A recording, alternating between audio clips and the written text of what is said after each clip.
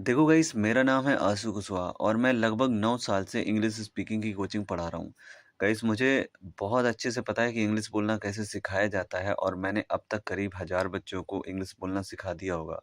लेकिन गाइस, बस कमी इतनी छूट जाती है कि मुझे थोड़ा एडिटिंग करना नहीं आता है, तो इस वजह से मेरे वीडियोज़ की क्वालिटी उतनी अच्छी नहीं है। लेकिन गाइस, नॉलेज भर-भर के है। अगर आप गाइस इस वीडियो को पूरा देख लेते हैं ना, तो देयर का यूज़ पूरा कंप्लीट हो जाएगा।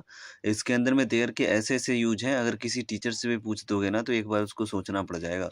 इसलिए वीडियो को पूरा देखिएगा और आज मैं आप लोगों को बताने वाला हूँ यूज़ ऑफ देयर। तो गाइस, सबसे पहले हम लोग देख लेते हैं देयर की डेफिनिशन। तो देयर की डेफिनिशन कुछ इस प्रकार है, यदि सेंटेंस में पहले या दूसरे शब्द के बाद में, पर, के ऊपर, के नीचे, के आगे, के पीछे आदि शब्द आएँ तो देयर का यूज़ करते हैं। गाइस, देखते हैं सेंटेंसेस को।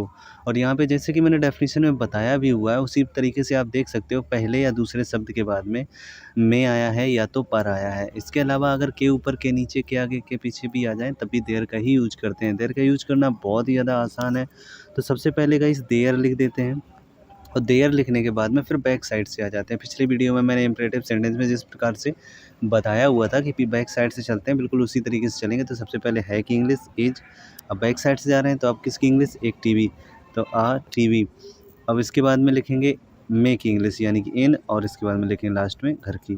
तो इस तरीके से आप सेंटेंस को बनाएंगे। अब देखते हैं नेक्स्ट वाला सेंटेंस। तो जैसे कि मैंने बताया कि सबसे पहले दूसरे वाले सेंटेंस को अभी हम देख रहे हैं, तो सबसे पहले हम लोग क्या करेंगे, देयर लगा देंगे। देयर लगाने के बाद में सबसे पहले पीछे वाले शब्द की इंग्लिश यानी कि है की इंग्लिश, तो इज। इसके बाद में एक कार, तो आकार, ठीक है ना। और इसके बाद में पर की इंग्लिश ऑन, इसके बाद में रोड की English there is a car on road. तो गाइस इस तरीके से सेंटेंस बन जाएंगे। अगला सेंटेंस है कमरे में 2 किताबें थीं। तो इस सेंटेंस को जब बनाएंगे तो सबसे पहले वही देयर लगा देंगे। ये देखो मैंने लगा दिया। अब थी की इंग्लिश वर, ठीक है ना। 2 किताबें थीं और थी की इंग्लिश वर्ब होगा। अब 2 किताबें तो 2 बुक्स, देयर वर 2 बुक्स। अब कहाँ पे थी वो, इन रूम, यानी कि मे की इंग्लिश फिर कमरे की, तो इन रूम, ओके। इसके बाद में अब अगला वाला सेंटेंस देखते हैं। तो अगले सेंटेंस में फिर वही सबसे पहले देयर लगाना है। इसके बाद में आपको क्या करना है, पीछे साइड से आना है यानी कि इज, और फिर इसके बाद में रिचार्ज, देयर इज रिचार्ज। इसके बाद में मेरे फ़ोन में, तो इन माई फ़ोन। तो इस तरीके से ये वाले सेंटेंस बनते हैं। तो गाइस अभी आप लोगों ने देयर का मेन यूज पढ़ा और आप लोगों को देयर के सेंटेंस बनाने आ भी गए होंगे। तो गाइस ये वाला सेंटेंस आप लोग बना करके दिखाइए, यानी कि गांव में 2 स्कूल्स हैं। तो कैसे बनेगा, there are 2 schools in village. अभी कुछ वर्ड्स आप देख सकते हैं कि वो कलर्ड हैं। तो यहाँ पे इसी सेंटेंस को आप दूसरे तरीके से भी बना सकते हो।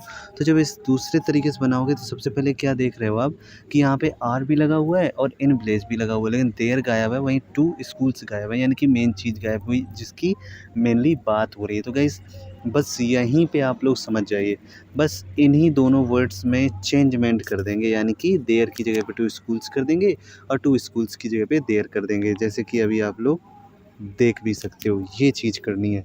तो गाइस अगर आपको इस तरीके का सेंटेंस भी लिखा मिल जाए तो आप ऐसे बनाओगे, क्योंकि ये देर का होता है। आइए दूसरा सेंटेंस देखते हैं। तो यहाँ पे आप लोग फिर से देख सकते हो, लिखा हुआ है छत पर 4 खिलाड़ी हैं, तो there are 4 players on roof. तो इस तरीके से बनेगा। लेकिन आप जब देखोगे तो दूसरे वाले में फिर से मैंने वही चीज़ करनी है, यानी हम लोगों को फिर से वही चीज़ करनी है कि देयर को और 4 प्लेयर्स को आपस में चेंज कर देना है, यानी कि देयर की जगह पे 4 प्लेयर्स और 4 प्लेयर्स की जगह पे देयर को लिख देना है, जैसे कि अभी आप लोग देख भी सकते हैं, ये मैंने कर दिया।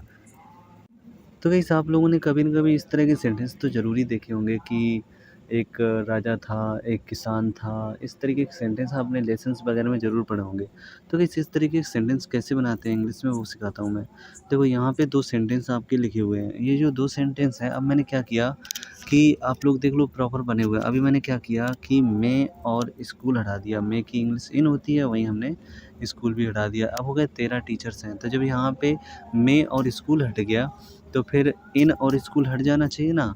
तो यहाँ पे देखो मैंने ये हटा दिया और ये इस तरीके से ये वाला सेंटेंस बन गया। बिल्कुल इसी तरीके से आप इस वाले में भी करोगे कि जंगल में एक शेर था, तो हमने क्या किया, जंगल में हटा दिया। अब जंगल में की इंग्लिश क्या होती है, इन फॉरेस्ट। जंगल में की इंग्लिश इन फॉरेस्ट। तो देखो इस तरीके से ये वाला सेंटेंस बनेगा।